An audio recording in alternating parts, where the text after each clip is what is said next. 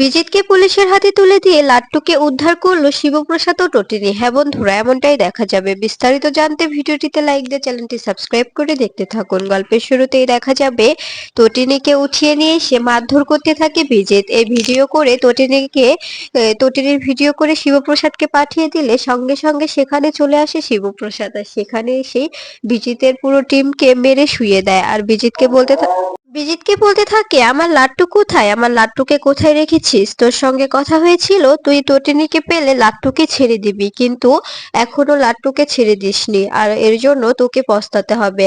আমি আমি এর আগেও ডক্টরের সঙ্গে চ্যালেঞ্জ রেখেছিলাম, ভগবানের সঙ্গেও চ্যালেঞ্জ করেছিলাম যে আমি বাচ্চা আর মা দুটোকেই বাঁচাবো, আর আজকে তোর কাছে চ্যালেঞ্জ করছি আমি আমার সন্তানকেও বাঁচাবো, আমার অর্ধাঙ্গিনীকেও বাঁচাবো। দেখি তুই কি করে ওদের ক্ষতি করিস। এরপরে দেখা যায় বিজিতকে মারতে থাকে আর বলতে থাকে বল লাট্টু কোথায়। তখন তখন বিজিত বলতে থাকে আমি কিছুতেই লাট্টুর খোঁজটা দেব না, পারলে তুমি খুঁজে নাও। এরপরে এরপরে দেখা যায় তখন হঠাৎ গাড়ির ডিকি থেকে শব্দ পেলে তখন দেখা যায় শিবপ্রসাদ গাড়ির ডিকি খুলে দেখে ডিকির মধ্যে লাট্টুকে শুইয়ে রাখা হয়েছে।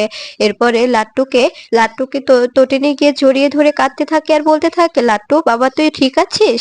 তখন দেখা যায় হ্যাঁ, লাট্টু বলতে থাকে হ্যাঁ মাম্মি তোমরা এসেছো। ওই লোকটা, ওই শয়তান দুষ্ট আঙ্কেলটা আমাকে অনেক টর্চার করেছে, আমাকে অনেক মেরেছে, অনেক অনেক কষ্ট দিয়েছে। আমি এখানে থাকতে চাই না মাম্মি, আমাকে বাড়ি ফিরিয়ে নিয়ে চলো, আমার অনেক ক্ষুধে পেয়েছে, আমি খেতে চাই, আমি মাটন খাবো, আমি আমি ফিশ খাবো, আমাকে এখান থেকে নিয়ে চলো। তখন দেখা যায় তটিনী জড়িয়ে ধরে কাঁদতে থাকে আর বলতে থাকে হ্যাঁ বাবা, আমি তোমাকে এখান থেকে নিয়ে যাব, তোমার পা আর আমি তো এখানে তোমাকে নিতে এসেছি তাই না? তখন দেখা যায় লাট্টু বলতে থাকে হ্যাঁ মাম্মি আমাকে তাড়াতাড়ি এখান থেকে নিয়ে চলো, আমার মোটেও ভালো লাগছে না এখানে, আমার কিছুতেই থাকতে ইচ্ছে করছে না, জানো আমাকে কতক্ষণ থেকে গাড়ির ডিকিতে আটকে রেখেছে। আমি তোমাদের কণ্ঠ শুনতে পাচ্ছিলাম কিন্তু আমি কথা বলতে পারছিলাম না। তখন দেখা যায় শিবপ্রসাদ তার টিমের হাতে তুলে দেয় বিজিতকে বলরামের হাতে তুলে দিয়ে বলতে থাকে এবার ওকে নিয়ে ডিপার্টমেন্টে ফেল, আমি আসছি। আর আমার সন্তানকে, আমার ওয়াইফকে শাস্তি দেওয়ার ওকে শাস্তি পেতে হবে। আমার সন্তানদের এভাবে এভাবে কষ্ট দিয়েছে, আমার লাট্টুকে কষ্ট দিয়েছে, এর শাস্তি তো ওকে অবশ্যই পেতে হবে। এই বলে বিজিতকে বলরামের হাতে দিয়ে লাট্টুকে জড়িয়ে ধরে কাঁদতে থাকে আর বলতে থাকে পা তুমি ঠিক আছো তো? তখন দেখা যায় লাট্টু বলতে থাকে হ্যাঁ পা আমি একদম ঠিক আছি, আমি তোমার ছেলে না, আমি তো স্ট্রং, আমি ভয় পাই না, আমি বড় হয়ে গেছি তো, আমি ভয় পাই না। তখন তখন দেখা যায় লাট্টু বলতে থাকে পা দিদি কোথায়, দিদিকে কোথায় রেখে এসেছো? আমি তো ভয় পাই না কিন্তু ও তো ভয় পায়, ওকে যদি দুষ্ট লোকরা আবার তুলে নেয়।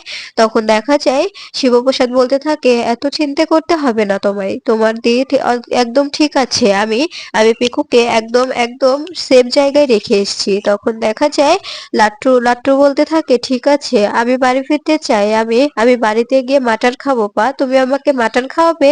তখন লাট্টু বলতে থাকে, লাট্টুর কথা শুনে শিবপ্রসাদ বলতে থাকে হ্যাঁ পা তোমাকে আমি মাটন খাওয়াবো, তোমার যত খুশি তত খাবে, কেউ কেউ কিচ্ছু বলবে না, তোমার মাম্মিও কিছু বলবে না, আমি আমি মাটন নিয়ে গিয়ে দেবো, তোমার মাম্মি রান্না করে দেবে, তুমি খাবে ঠিক আছে? এরপরে দেখা যায় লাট্টুকে নিয়ে বাড়ি ফিরে আসে শিবপ্রসাদ ও টটিনি গাড়ির মধ্যে লাট্টুকে বলতে থাকে পা তোমাকে ওরা অনেক মেরেছে তাই না, অনেক অনেক কষ্ট দিয়েছে। তখন লাট্টু বলতে থাকে না মা, আমার এই কষ্ট কিছুই মনে হয়নি, আমি তো স্ট্রং, আমি তো ভয় পাই না তাই না, আমি তো আমার পায়ের ছেলে, আমি আমি স্ট্রং, আমি আমি কখনো ভয় পাই না, ওই দুষ্ট লোকগুলোকে আমি কত ভাবে জ্বালিয়েছি তুমি জানো? তখন দেখা যায় শিবপ্রসাদ বলতে থাকে তোমার তোমার কোনো জায়গায় আঘাত লাগেনি তো পা? তখন তখন লাট্টু বলতে থাকে জানো পা তোমাকে যে শুট করেছিল, আমি তো তোমাকে ধাক্কা দিয়েছিলাম, সেই বুলেটটাই সে আমার হাতে লেগেছিল, আমাকে ওরা নিয়ে গিয়ে আমাকে ডক্টর দেখায়নি, পরে পরে যখন দেখছিল যে আমি ক্রমশ অসুস্থ হয়ে পড়ছিলাম তখন ডক্টর ডেকে এনে আমার সেই বুলেটটা বের করে নিয়েছিল, দেখো আমার এখনো এখানে ব্যান্ডেজ আছে। তখন দেখা যায় শিবপ্রসাদ বলতে থাকে এর জন্য ওদের শাস্তি দেব আমি, তোমার পা ওদের শাস্তি দেবে। তখন তখন তটিনী বলতে থাক আচ্ছা তুমি কে, তুমি যে এভাবে এভাবে মারপিট করলে, আমি তো বিশ্বাসই করতে পারছি না। এর আগে আমার বোনেরা আমাকে বলেছিল কিন্তু আমি তখন বিশ্বাস করিনি যে তুমি বাচ্চাকে বাঁচানোর জন্যই করেছিলে, কিন্তু আজকে যে আমি নিজের চোখে দেখলাম, এটা কি সত্যি সত্যি? তখন দেখা যায় শিবপ্রসাদ বলতে থাকে, তটিনী আমি তোমাকে তোমার কাছে আর কিচ্ছু লুকোবো না, সবকিছু তোমার কাছে ক্লিয়ার করে বলবো। তুমি যদি আমাকে পারমিশন দাও তবে আমি এই ডিপার্টমেন্টে থাকবো, আর যদি পারমিশন না দাও তবে আমি ডিপার্টমেন্ট থেকে রিটায়ার নিয়ে নেবো। তখন দেখা যায় তটিনী বলতে থাকে, এসব তুমি কি বলছো? তুমি কোন ডিপার্টমেন্টের কথা বলছো? তখন শিবপ্রসাদ বলতে থাকে, আমি আমি কোন ডিপার্টমেন্টের কথা বলছি সেটা তুমি খুব ভালো করেই বুঝতে পারছো। তখন লাট্টু বলতে থাকে, মাম্মি আমার পা তো পরশুরাম, আমি তো জানি যে আমার পা পরশুরাম, এই জন্যই তো আমি ভয় পাই না, আমি আমি সবসময় স্ট্রং হয়ে দাঁড়িয়ে থাকি। তখন তখন এ কথা শুনে তটিনী অবাক হয়ে যায় আর বলতে থাকে, এসব তুমি কি বলছো লাট্টু? তুমি জানো তোমার পা পরশুরাম? তখন দেখা যায় লাট্টু বলতে থাকে, হ্যাঁ মাম্মি আমি তো আগে থেকেই জানি যে আমার পা পরশুরাম, আমি পরশুরাম হতে চাই, আমি আমার পায়ের মতো হতে চাই। তখন দেখা যায় তটিনী বলতে থাকে, তুমি যেহেতু জানো তুমি মাম্মিকে আগে কেন বলনি?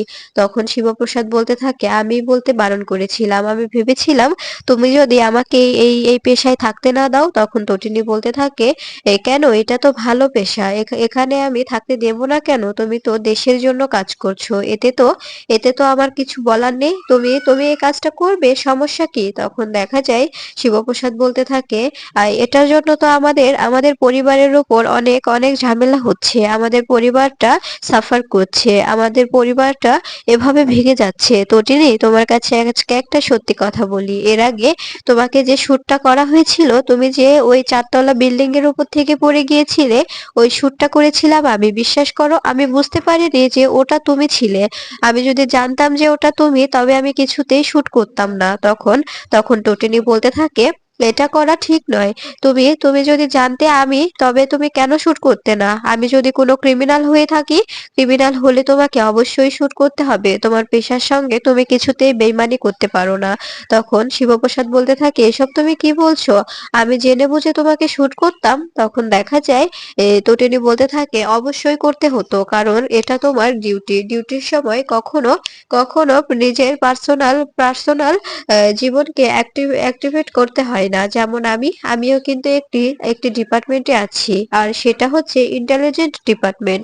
এ কথা শুনে অবাক হয়ে যায় শিবপ্রসাদ। শিবপ্রসাদ বলতে থাকে, কিন্তু আমরা তো জানি যে তুমি কোনো র্যাকেটের সঙ্গে যুক্ত। তখন তটিনী বলতে থাকে, ব্যাপারটা এরকমই, কারণ আমরা আমরা সবসময় আড়ালে থেকেই কাজ করি, আমরা কখনো কারো সামনে আসি না, তো তাই তাই তোমরা আমাদের আমাদের এভাবে মনে করো যে আমরা আমরা একটি র্যাকেট, আমরা কোনো র্যাকেট নয়, আমরা হচ্ছি ইন্টেলিজেন্ট ডিপার্টমেন্ট। তখন তখন দেখা যায় আইডি কার্ড বের করে শিবপ্রসাদকে দেখায় তটিনী। তটিনী এই কার্ড দেখে শিবপ্রসাদ বলতে থাকে, তার মানে এর জন্য বিজিত তোমার পিছিয়ে লেগে আছে? তখন তখন তটিনী বলতে থাকে, হ্যাঁ আমার জন্য ওর যত সব বিজনেস আছে সবটাই বন্ধ আছে, ওর পিছনে লেগে আছে বড় বড় এজেন্সি, এর কারণে ও আমার প্রতি প্রতিশোধ নেওয়ার জন্য আমাকে আমাকে মারতে চাইছিল, কিন্তু আমি জানতাম যে তুমি কিছুতেই আমাকে মরতে দেবে না, আমাকে আমাকে কিছুতেই ওর হাতে তুলে দিয়ে নিশ্চিন্তে থাকতে পারবে না, তুমি তুমি কোনো কারণের জন্যই আমাকে ওর হাতে তুলে দিচ্ছ, তাই আমি নিজ ইচ্ছাতেই ওখানে গিয়েছিলাম, তা না হলে আমি কি যেতাম বলো? আর আমার ফোর্সও ওখানেই ছিল, আমার ফোর্সও জানতো যে শিবপ্রসাদ গাঙ্গুলি তটিনী গাঙ্গুলির কোনো ক্ষতি হতে দেবে না। তখন দেখা যায় শিবপ্রসাদ তটিনীকে জড়িয়ে ধরে বলতে থাকে, তো তার মানে তুমি সত্যি আমাকে বিশ্বাস করো, আমাকে এখনো ভালোবাসো? তখন তটিনী বলতে থাকে, হ্যাঁ ভালোবাসি, এখনো ভালোবাসি, আর সারা জীবন বেঁচে যাব, কেন কোনো সন্দেহ আছে আমার ভালোবাসায়? তখন তখন শিবপ্রসাদ বলতে থাকে, মোটেও না, একটুও সন্দেহ নেই, আমি আমি চাই আমি আমার জীবনটা যেন আমি তোমার সঙ্গে কাটিয়ে দিতে পারি, আমাদের ছোট্ট সংসারটা, সুন্দর সংসারটা সুন্দরই থেকে যাক, কখনো এই সংসারে কারো নজর না পড়ুক। তখন তখন দেখা যায় তটিনী বলতে থাকে, এই সংসারে আমরা কখনো কারো নজর পড়তে দেব না। তখন তখন দেখা যায় হঠাৎ নন্দিনী ফোন করে বলতে থাকে, তটিনী তুই কোথায়? তখন তটিনী বলতে থাকে, আমি একদম ঠিক আছি দিদি, আর লাট্টু ফিরছে, লাট্টু আমার সঙ্গে আছে। এ কথা শুনে খুশি হয়ে যায় নন্দিনী। নন্দিনী বলতে থাকে, আমি জানতাম শিবপ্রসাদ তোর কোনো ক্ষতি হতে দেবে না, শীতল আমাকে বলেছিল যে শিবপ্রসাদ নাকি তোকে তোকে বিজিতের হাতে তুলে দিচ্ছে।